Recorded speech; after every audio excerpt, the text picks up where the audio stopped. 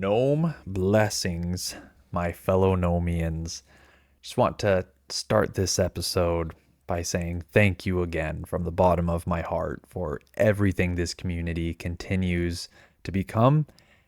Each month, each week, thousands of you are joining us, getting ordained, becoming members, sharing photos of your gnome hats, your garden guardians, your beautiful messages and reflections, and it's just so overwhelming in the most wonderful way. It touches me more than I could ever truly express to all of you. When I first set out on this path, I knew something special was forming, but what's happening now is beyond anything that I imagined. This isn't just a community, it's becoming a movement, a real living network of people across the world choosing to live with more curiosity, humor, heart, and connection. And I couldn't be more honored to be walking this path alongside all of you.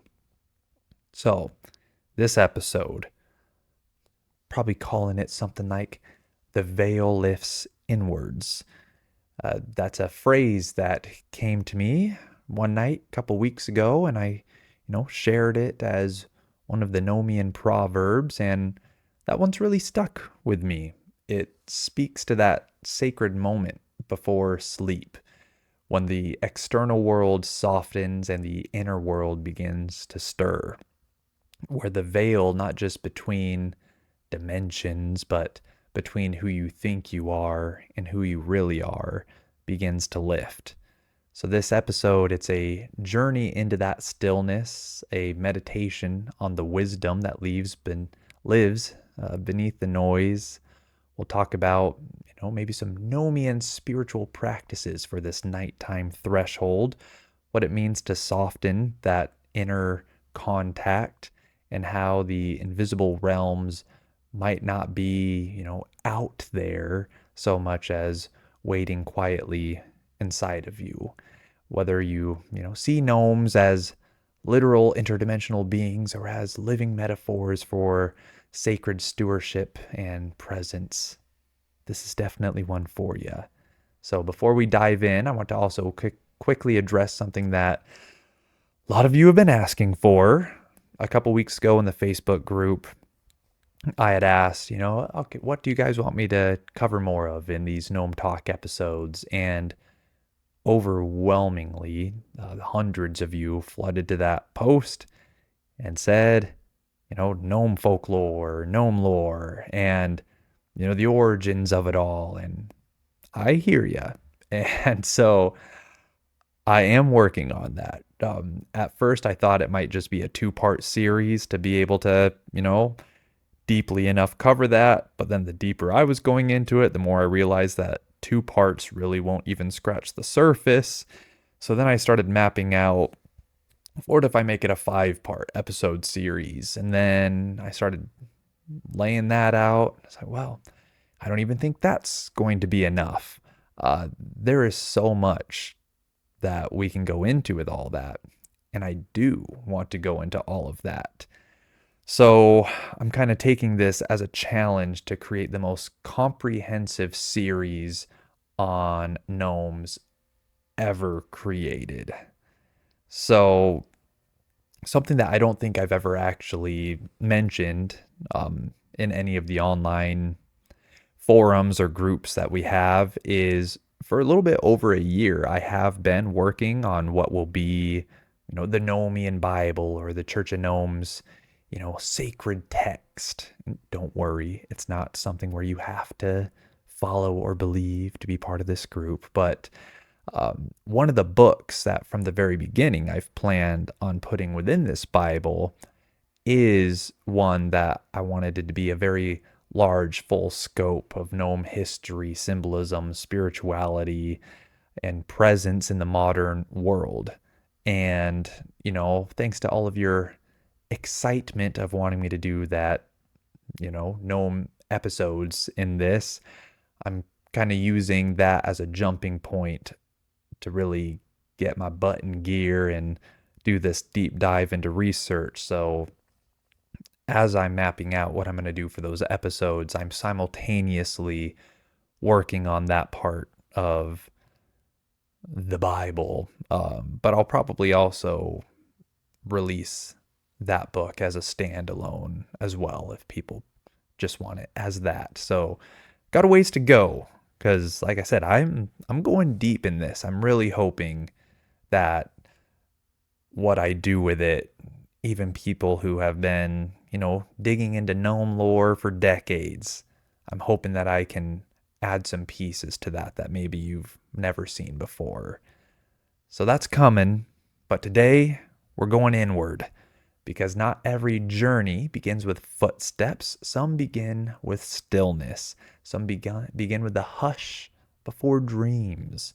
And when the world gets quiet, the veil lifts inwards. So there's a place that, you visit every night, but maybe never quite remember how you got there. It's not the world of dreams, not yet. And it's not the waking world either. It's that part of you that is beginning to dissolve. The clock, the list, the looping thoughts, they start to slip through your fingers like sand. And what remains is something older, quieter, and sacred. It's a threshold. And in this Nomian tradition we're creating, we can call it the inward veil. But that's not a concept that I invented. Many cultures across time have honored this liminal space, this delicate sliver of experience between wakefulness and sleep as a passage to deeper truths. In ancient Greece, the god Hypnos ruled the doorway to sleep, while his brother Thanatos ruled death, a pairing that tells us something about how seriously that boundary was taken. The Romans believed that dreams could come through portals guarded by spirits called somnia, and that in these moments just before sleep were the most spiritually receptive moments we could have. And some indigenous cultures around the world, from the Aboriginal Dreamtime to Siberian shamanism, understood that insight and spirit often spoke clearest not in the full light of day, but in that flickering of the in between. So these aren't fringe beliefs I'm talking about here. These were understandings rooted in observation, reverence, and personal experience. And today, even science can give us a term for this passage, the hypnagogic, okay, I'm getting that word wrong, hypnagogic state.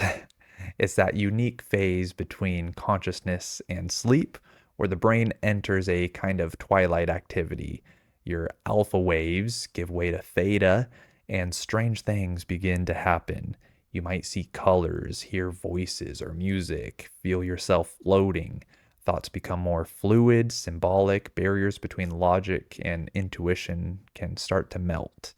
In fact, many creative geniuses, from Salvador Dali to Thomas Edison, swore by this state. They'd intentionally doze off while holding an object, waking as it dropped to capture the insights that surfaced in that threshold moment.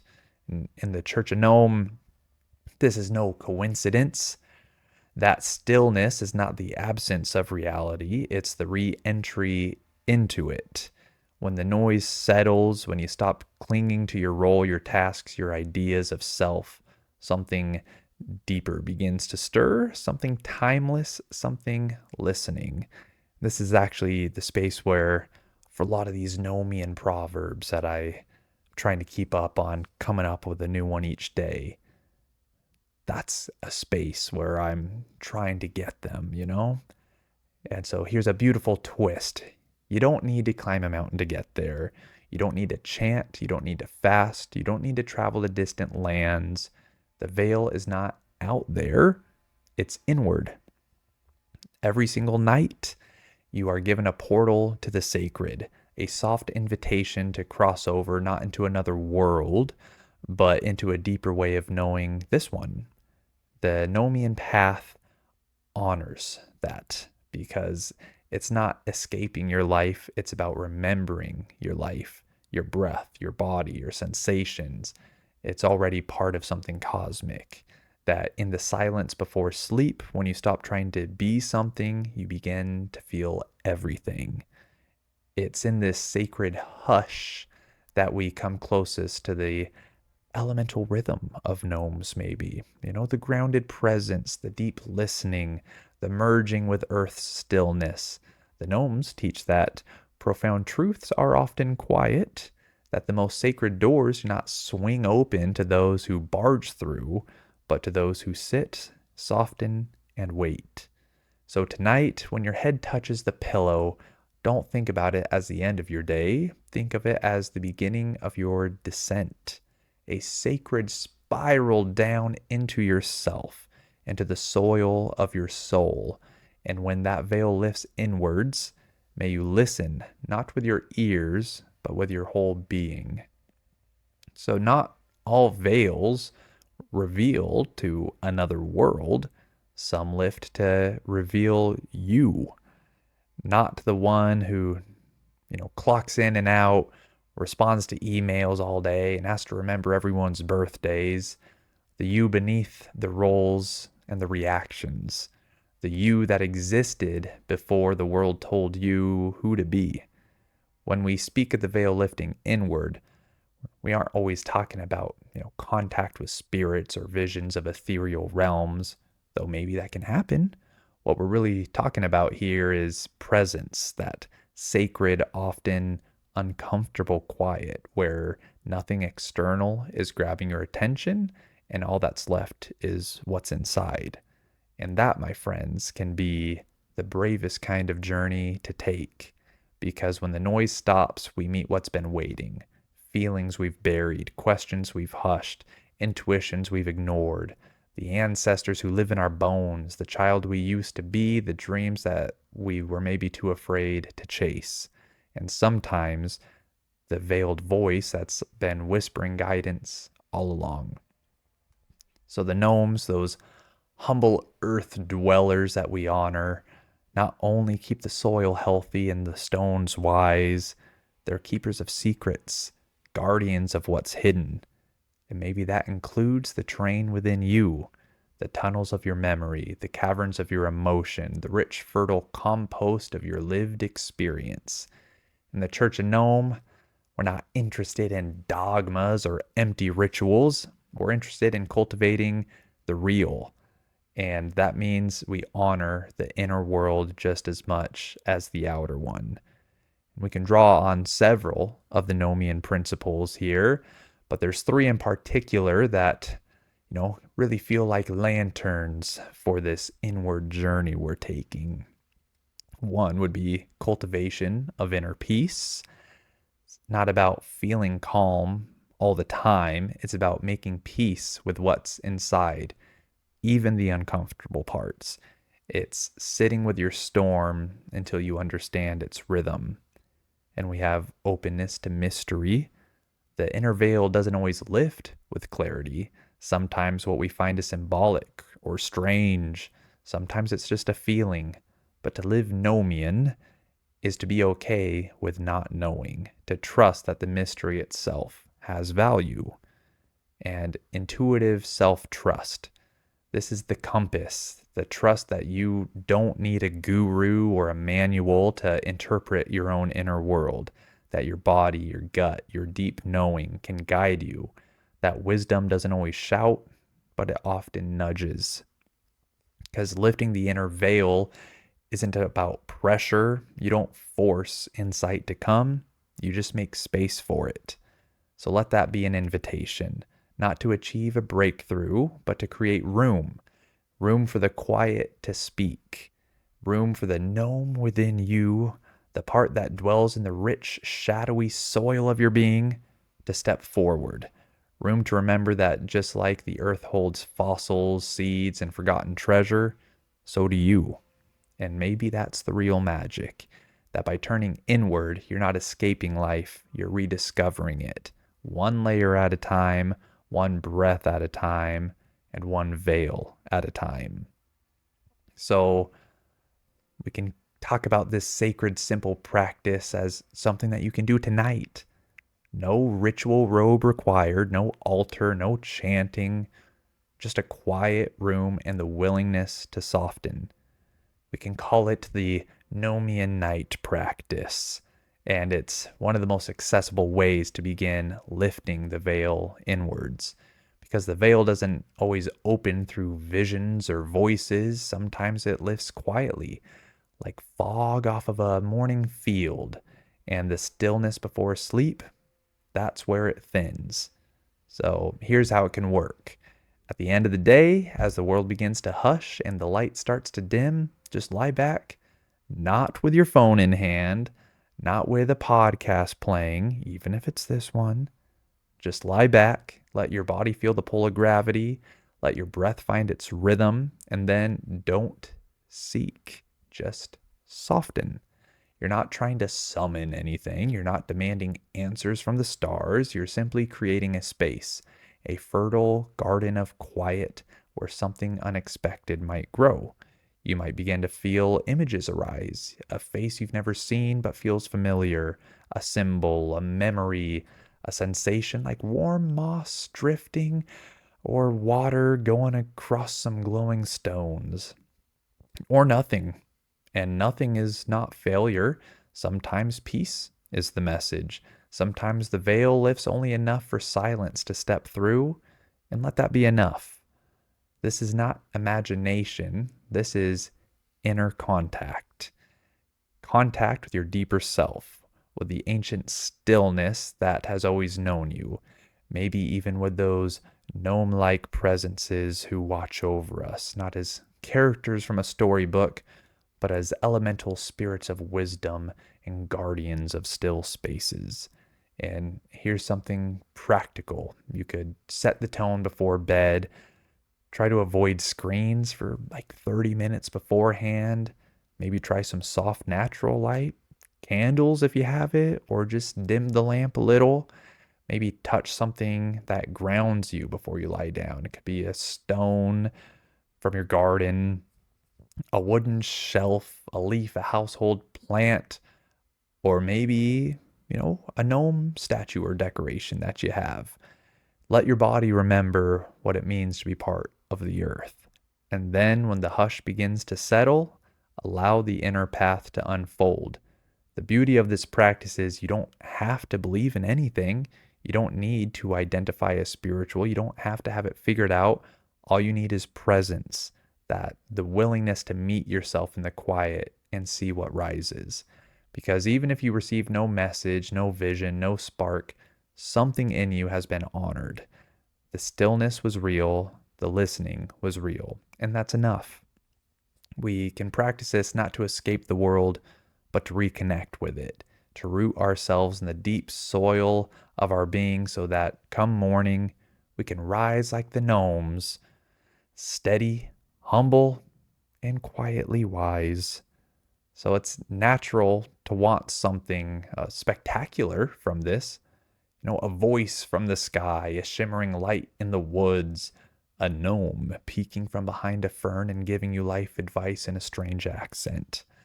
We can crave signs that come from out there, that tell us that yes, there's more, that we're not alone, that we're seen, guided, and held. But what about the signs that, just come from in here? At the Church of Gnome, we embrace the idea that the universe is more layered than most people dare to imagine. We speak of the interdimensional not as a sci-fi escape hatch, but as spiritual truth, that reality has depth, that unseen forces and beings may walk beside us. And yet, not every veil is cosmic. Some veils are emotional, psychological, wounds that haven't been healed yet, beliefs we didn't even know we inherited, busy minds that never leave room for a whisper. What if those are the first veils to lift? In other things I've done, I've talked a lot about CE5, which is Close Encounters of the Fifth Kind, human-initiated extraterrestrial contact, or channeled messages or flashes in the sky. But sometimes contact doesn't need to come as a beam of light. It comes as a tear you didn't expect to cry, as an insight that blooms out of nowhere, as a sudden peace in your chest where there was once only tightness. That too is contact. That is sacred. Inner contact can guide, it can heal, it can reconnect us to what matters, to what's real. And what about the gnomes? Well, some believe that they're literal beings, elementals who dwell in the unseen layers of earth, tending to the sacred work beneath our feet. Others see them as metaphors, archetypes of grounded wisdom, protectors of boundaries, keepers of stillness and secrets. Whichever way you lean, they can still serve the same purpose. They call us inward. They remind us that not all revelation is loud, that not all truth comes with fireworks, that sometimes the most important message arrives in silence. So, as we talk about contact, whether it be interdimensional or interpersonal, let us not forget the oldest portal there is, ourselves. You are a threshold, you are a veil, and you are also the one who lifts it. So the veil doesn't just lift at night either. It can rise in a quiet breath during a lunch break, in a moment of pause while your hands are in the garden soil, in the hush between thoughts as you look out the window, watching wind move through the trees. This isn't a practice that's just reserved for bedtime. It's a posture of life, a way to approach the day with softness instead of strain, with curiosity instead of control. To live with the inward veil means remembering that you don't have to look for the sacred in far off temples or mountaintops. The sacred is right here inside you, around you, beneath the surface of every moment if you only let it breathe. And the key is it's not necessarily about results. It's not a test you pass or a treasure you unlock. It's about or not about chasing visions or messages or figuring it all out. It's about presence. It's about listening. When you take the time to soften, whether it's for 5 seconds or 5 minutes, you're telling the deeper parts of yourself that I'm here, I'm listening, and I matter.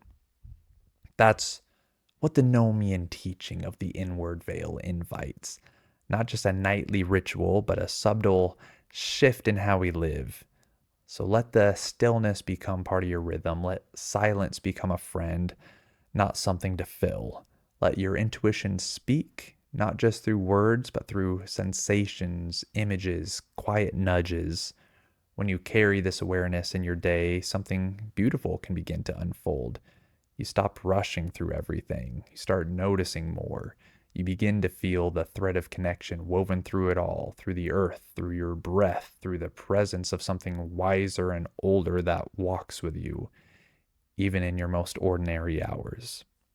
Because when you live with the inward veil in mind, you don't just rest, you find truth.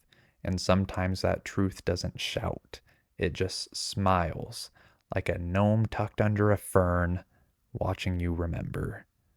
So, gnome blessings, my fellow seekers of truth. So we come to an end of this inward journey. I hope that something stirred with you, something quiet but real. We often think of spiritual insights as a lightning strike, a grand vision, or a booming voice from the sky, but more often it's a whisper behind the eyes, a soft warmth in the chest, a moment of peace, so still you almost miss it. The veil doesn't always part with fireworks. Sometimes it just parts with a sigh. So what we explored today was a kind of gnome wisdom that doesn't wear a red hat. It wears silence. It wears stillness. It lives in the breath before sleep, in the quiet moments before distraction take over. Because to live like gnomes is not just a quirky slogan, it's a path. It's choosing groundedness over chaos, playfulness over pretense, depth over distraction. It's choosing again and again to be present with the unseen, not just the gnomes hidden in your garden, but the truths hidden in your heart. And If all of this felt new to you, the idea of inner contact, of nightly stillness, of listening to the space between your thoughts, don't worry. You don't have to master anything.